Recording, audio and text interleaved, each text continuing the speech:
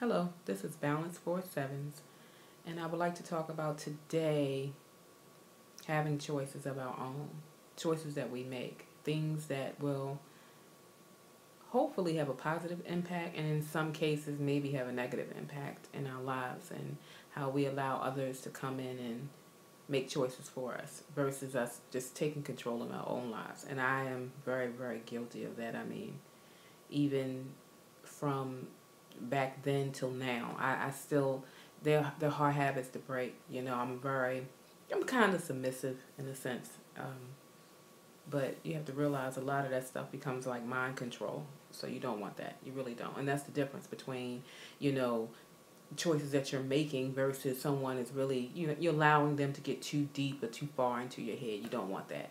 You really have to know when to like pump your brakes. Like no, this at this point this doesn't feel very pleasant.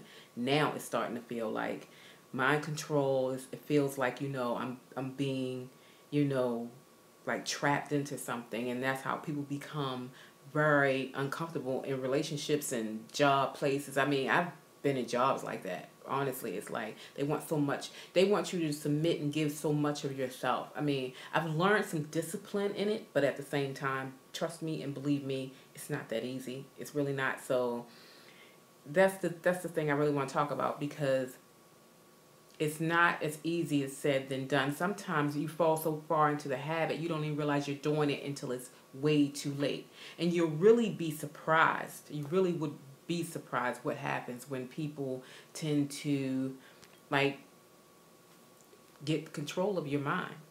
And I don't like that way about me. I don't know how many people are like that. I'm not saying I'm very easily influenced. No, I'm not. No. You can't just say something and I'm going to agree and and that's just the way it is. It's not that simple. It's a long-term thing with me. And then I realize that, what have I done after all these years? I'm sitting here giving my all into this and have forgotten about me. And that's actually a form of mind control. And in my case, I feel like it's kind of abusive because I feel like you're not giving a person the freedom to say whatever they need to say and have their opinions and things if though it doesn't matter. And things like that, you really have to take control of in your life because if you don't, then someone else is going to do it for you. It really is. You have to have a certain way about you in order for people to understand I'm not going to settle down like that. And I've done that. I really have. Especially in relationships. It's crazy. I really don't like being controlled in a relationship and find myself in a controlled one almost every single time.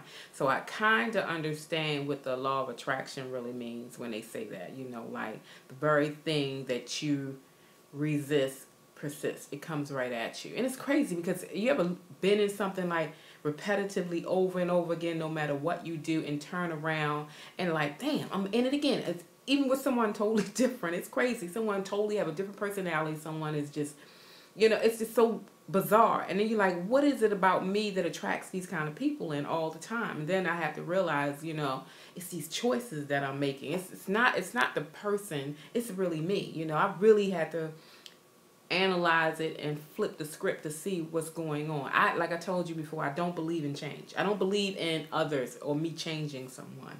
When I was young, I think all females are like that. We always end up with, it's sad to say, but we always end up with someone that's going to eventually break our hearts. So we're going to break their hearts because it's all about wanting to change another person. We get with these people already knowing that there is nothing that's going to keep growing from this, but maybe a bunch of heartache and chaos. So, and we still stay in there hoping for change. Instead of hoping the change in that person, you have to reevaluate and give yourself the choice to change you. Even if it's not even a change, it's just to make a decision. And I find myself not allowing myself to make the decisions. I allow others to do that in relationships, and that's really, really, really screwed up. Don't ever do that, ladies or gentlemen. Don't allow someone to make all the decisions, and then you turn around and you're stuck and you don't have no voice. You really don't want to lose your voice in anything, and I've done that numerous times, just for the sake of arguing because the manipulation can be so strong that you don't realize that they're flipping it on you and you're really becoming a victim of it. And I've done that so many times. And I know that that is the most debilitating thing, because you find yourself years down the line saying to yourself, like, what the hell have I gotten myself into? And you feel like they're wasted years. But I don't believe in wasted years. I believe in, learning experiences. I really do. I mean, I find myself sometimes saying, oh my God, what experience have I learned this time? Seriously, have I gotten it yet? You know what I'm saying? But life is just like that. Like they say in the Bible, it rains on the good and the bad. That means that whenever it comes, it doesn't matter whether you a saint or a sinner. It's gonna rain on you sometimes. It's just life, and everything has a learning experience. And everybody got to take something out of it, and those are the choices that we're making. Like myself, I find myself being very victimized by, just not having that voice, and that was a choice that I chose to do. I always hear that, just for the sake of argument, just let it go.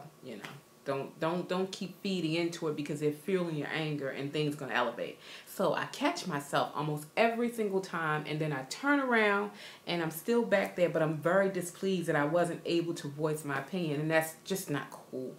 A person should be able to voice their opinion regardless of what is being said. Now, it's up to you to dispute it or disagree, but it shouldn't even have to lead to an argument. It should just maybe lead to a disagreement. Bottom line, it shouldn't be like, because I feel like yelling ain't gonna get you anywhere. Most men in my situation hate when I walk away, but that's just what I have to do, because it's gonna get ugly.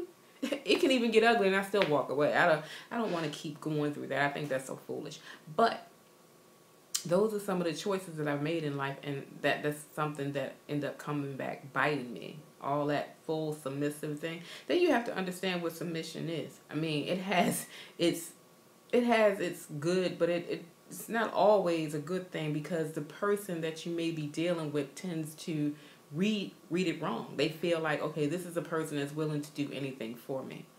No. That's nothing like what it's saying. What it's saying is I'm willing to meet you halfway and compromise. So where's my compromise? Where are you compromising with me? And once again, you trapped, because you're not voicing it. You're not saying, well, I like this. I know you like this. I don't care too much for it, but I'm willing to meet you halfway. You're not saying anything. You're just kind of letting it go, which is not cool. I mean, I do understand you have to know when to be quiet and know when to say something. Pick your battles. That's true. Pick your battles. I agree. But there are sometimes you should just be able to say whatever you are feeling without being harsh, or because like I said, if you keep pushing a person like that because they're submissive and they're kind of timid, you keep pushing them, what's going to happen is they're going to come out really, really fierce, and they're going to come out like coming out to just tear your ass apart. And then when that happens, once again, they shine this real negative light on you, and I don't like that. And those were choices that I made, and I'm still working on that. I mean, it's not very easy to honestly say. I can honestly tell myself, I have gotten so bad into the habit that even as I speak now, I can go right back into it the moment that I speak about it. It's just crazy. I really don't like that part, but I'm working on it. And I know it's a lot of people probably do that, because especially when they just want the peace. I mean, nobody want to be all chaotic all the time. That stuff runs up your blood pressure. You ain't going to get nowhere. You ain't going to do anything because you're already pissed off. It's just so much involved with it. So you really have to be really careful with choosing those battles. But you still should be able to voice your opinion. I mean, I guess it's a certain way or tact that you have to say it without it coming across so harsh. But my thing is, what if they are taking it wrong, regardless of how you're saying it? No matter what your monotone is, once again.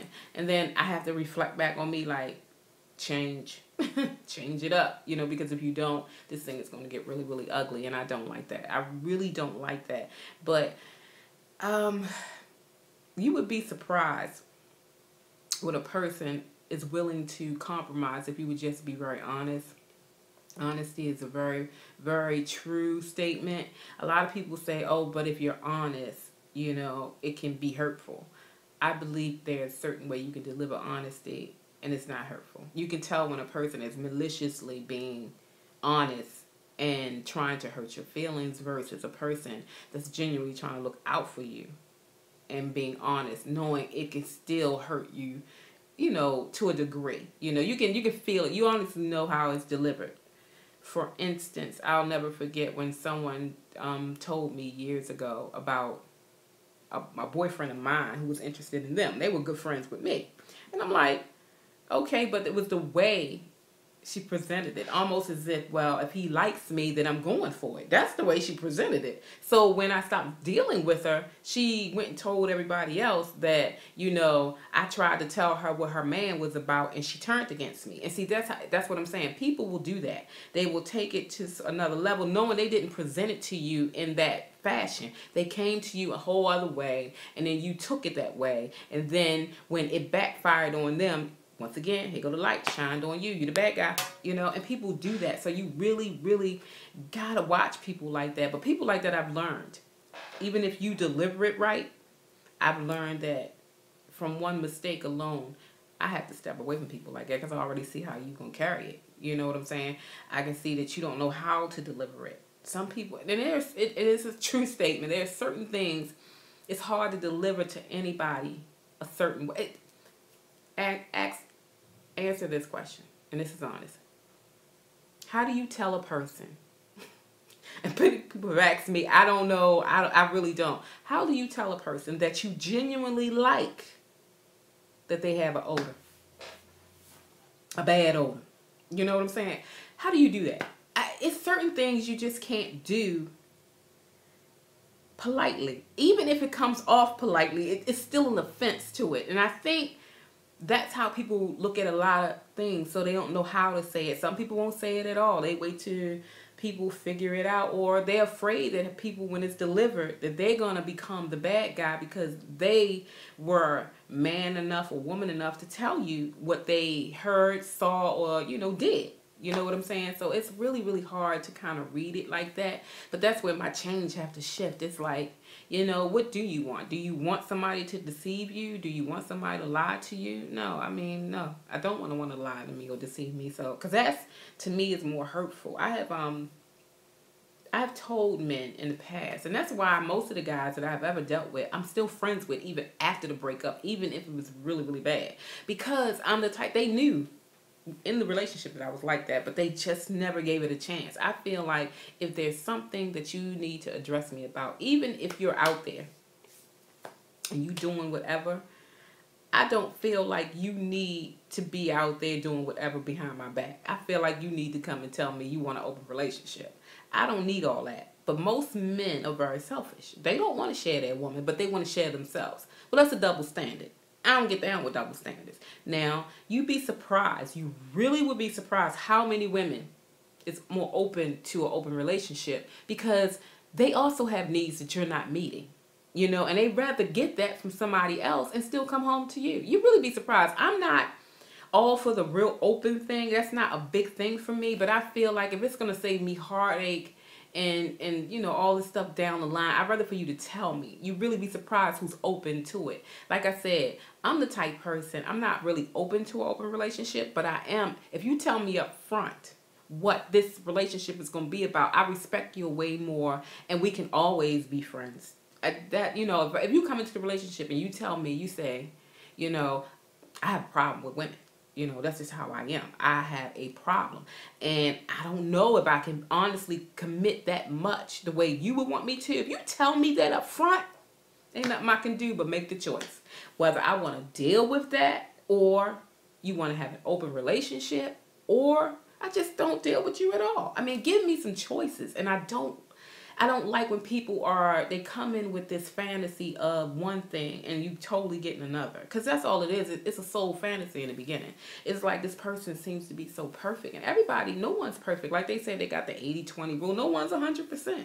No one. And if it is, I would like to meet him because only one I knew was 100% I heard was Jesus Christ. And that's the truth. So I don't think no one out there walking on water and saving lives and loving people genuinely and still, no matter what they do to them, turning the other cheek. There's no one out there like that. So we roll with the human nature. You know, I don't like when people use it as a crutch. Like, when they screw up or they do something really, really foolish, and then that's the first thing they say, I'm only human. Yeah, no. We all have a moral compass within. Every children are born with a moral compass within. It's a natural reaction.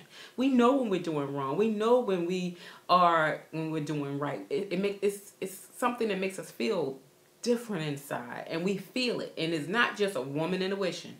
It's a man intuition. It's a human intuition.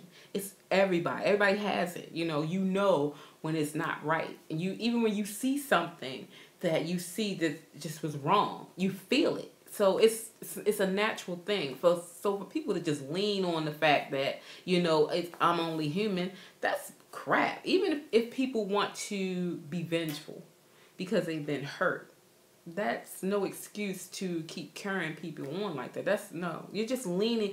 You're leaning on something and just don't want to face it and make choices that you should make. And I feel like when something is getting that detrimental to you and your health and the way you feel, I think you should just get out. Just get out of it. I don't feel like you should keep fighting against this, because to see this brick wall, that's what you're going to be beating against. Honestly, it's not going to get any better. And the next thing you know, you're down the line, beat down, sick, not feeling good, and you just out of it. So you really got to check your choices and the things that you're making in life. Now, to be honest with you, I'm really good at telling you these things. I am. And I even know them, learned them, seen it for myself, with others and myself. But at the same time, I'm still learning. It's still a learning process, and that's a God knows truth. Like I said, I've practiced so many certain habits. My mother was a submissive woman. My mother was, she served her man. She really did. She would always make his food, make sure he, and I'm like that. And actually, it's not just something that we do because we feel like we have to. We do it because we enjoy it. But no one wants to be taken advantage of for something that they enjoy doing. And people will do that. And yet, that's where you got to make a choice like, okay, I'm going to pull back. And I do that sometimes. It's like, well, then I'm not going to cook. If you're going to talk to me a certain way or treat me a certain way, go eat out. Because you won't be eating up in here. Or fix yourself something. I don't give a damn. Do what you need to do to get it right. You know what I'm saying? But that's just a small example of not allowing people to do these kind of things. Like I said, if a person just come to you and they just tell you what they feel without a harsh tone, because some of them like to bark at you. No, I'm not feeling that. I'm not a kid, and I'm not your kid on top of that, I feel like even with my own children, I don't like bark at them, I might get loud if they get loud, but I'm not going to just, I'm not going to do that because they're grown. You know what I'm saying? I respect the space that they're grown, and I expect them to expect my, respect my space. So, it's just a give and take thing, and I really do think that balance really needs to step in place. And choices, I think we all should be able to have. I have a friend who's really going through it, and I've been there, and I totally, totally understand. And I was like, girl, seriously. The saddest part about it is there was so many women that was coming to her rescue when she went through it, and all said the same thing. So that right there makes me wonder, why are we all going through the same thing? Once again, it's these choices that we're making that it's not making any kind of sense. And I wonder why we are making almost the same exact choices. All of us. It's like they're there all the time. There's not a black woman out there can't tell you something that every other black woman can relate to. And it's crazy. And then you wonder why it keeps happening to us. I do not understand it. I'm still, like I said, I'm a philosopher. I want to know. And on that note, I'm going to find out. I want to know why, so many black women can come together on the same and really relate to it. And it's like, wow, that's crazy. When she told me that, I was like, well, the good thing that came out of it was that she has a great support system. And that's something we as women are good at. When a friend is in need, most of us will be there. If we decent friends, we'll be there. That's for sure.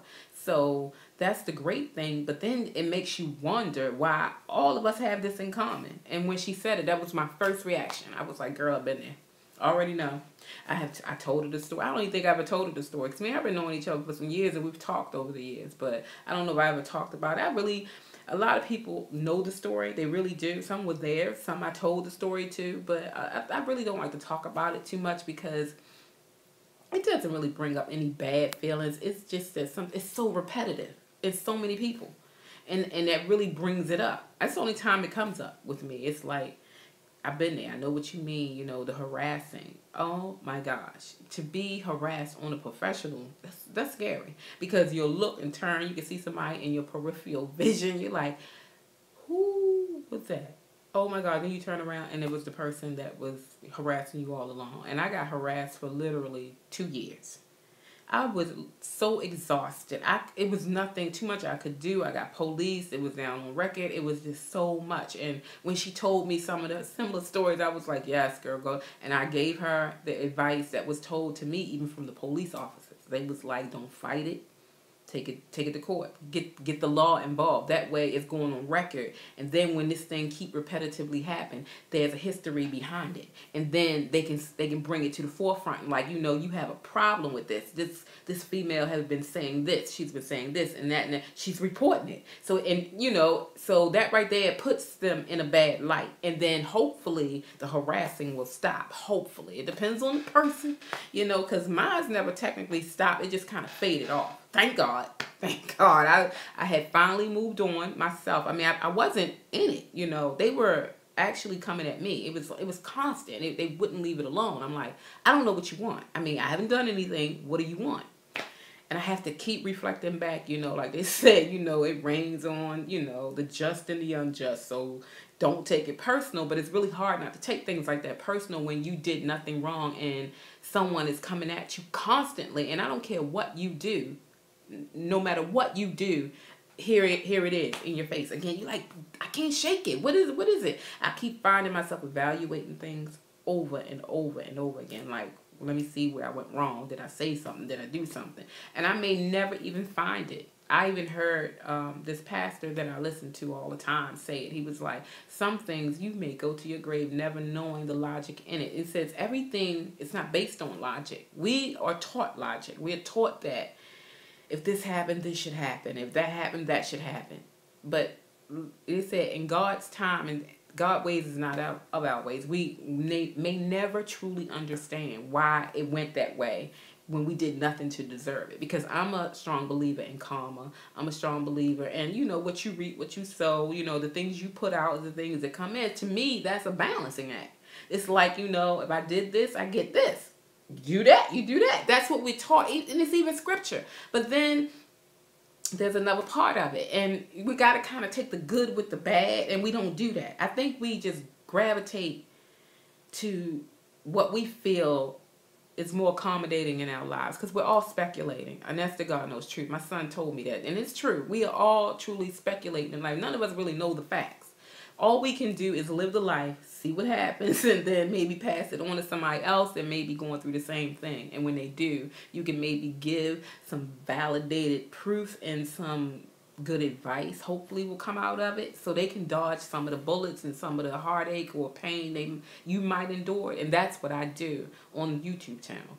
What I do is I want to talk to people just to let them know, like, it's a lot of things out there you're really not alone in. You really be surprised what people are really going through. And like I said, it's all about just choices that we make. I do know people come at you for probably no reason, like I said, and I'm not saying just to excuse it or anything like that. Absolutely not. But sit back and really go into your own mind and see what's really affecting you and why is it affecting you the way it is. You really have to go deep, because if you don't, on the surface, things can just totally fall apart. There are people, and I don't know what's going on these days and ages, but they are going ballistics with this suicide. It's just crazy. Like I said, I've been there. I understand what that's like, how you just want to give up on life, but I couldn't find myself really, following through on something like that, because it's so not traumatic. I'm going to tell you what made me reevaluate it was my children. I was like, first of all, my children's father got murdered. So now I'm like the only parent. That would be insane for me to lose my life and they won't have no parents. I was like, get yourself together. And then I was like, not just my children. My mom was living at the time. Was my dad living? No, not when I had this moment. No, my dad was already deceased. I have siblings. I have a huge family. And I can't imagine the devastation that would have brought on them if something like that would have took place. You know what I'm saying? Because, when stuff like that do take place, that's the first thing everybody says, that, man, she seemed like she was together, and then this happened, and, now she fell apart, and she could have just talked to us or told us something. So I highly suggest making great choices. Like when you feel when it's that bad or anything, just reach out. I'm gonna be honest with you. Like I told you, I do therapy. I ain't got no shame in it. I do church.